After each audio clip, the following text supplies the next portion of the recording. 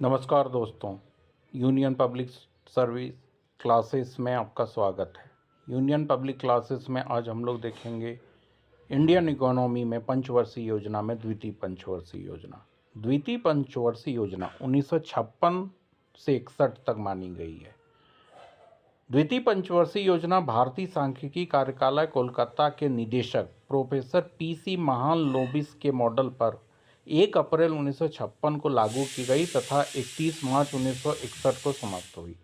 इस योजना के निम्नलिखित लक्ष्य निर्धारित किए गए। इसका मुख्य उद्देश्य समाजवादी समाज की स्थापना करना था।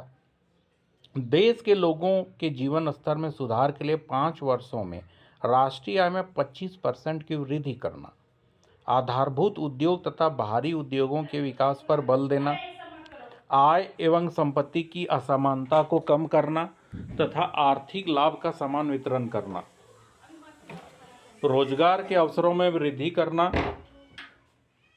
पूंजी निवेश की दर को 7% से बढ़ाकर 1960-61 तक 11% करना। उपलब्धियां: इस योजना के दौरान राउरकेला, भिलाई तथा दुर्गापुर में लौह इस्पात संयंत्र स्थापित किए गए। साथ ही चितरंजन लोकोमोटिव और सिंदरी उर्वरक कारखाना धनबाद, इंटीग्रल कोच फैक्ट्री आदि भी इसी योजना काल के दौरान स्थापित किए गए।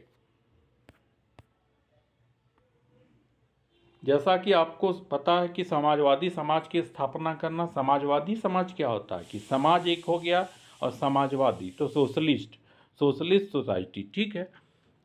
इस योजना में देश के जीवन स्तर को ऊंचा उठाने के लिए 5 वर्षों में राष्ट्रीय आय में 25% की वृद्धि, मान लीजिए राष्ट्रीय आय जो है उसमें 25% की वृद्धि का लक्ष्य निर्धारित किया गया था।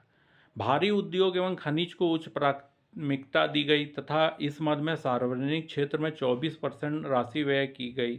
द्वितीय प्राथमिकता यातायात एवं संचार की 2 को दी गई, जिस पर 28% राशि व्यय किया गया।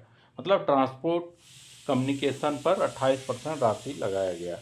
अनेक महत्वपूर्ण वृहत उद्योग जैसे दुर्गापुर वेस्ट बंगाल, भिलाई छत्तीसगढ़, राउरकेला उड़ीसा के इस्पात कारखाने इसी योजना के दौरान स्थापित किए गए।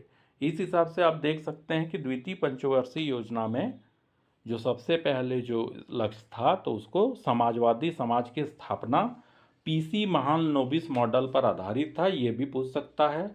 और समाजवादी समाज की स्थापना ये तो इम्पोर्टेंट है ही। और कौन कौन से उद्योग हुए, कहाँ कहाँ उद्योग स्थापित हुए, दुर्गापुर, भिलाई, राउरकेला इस्पात कारखाना, तो ये सब आपको याद रखना है। Thank you for watching.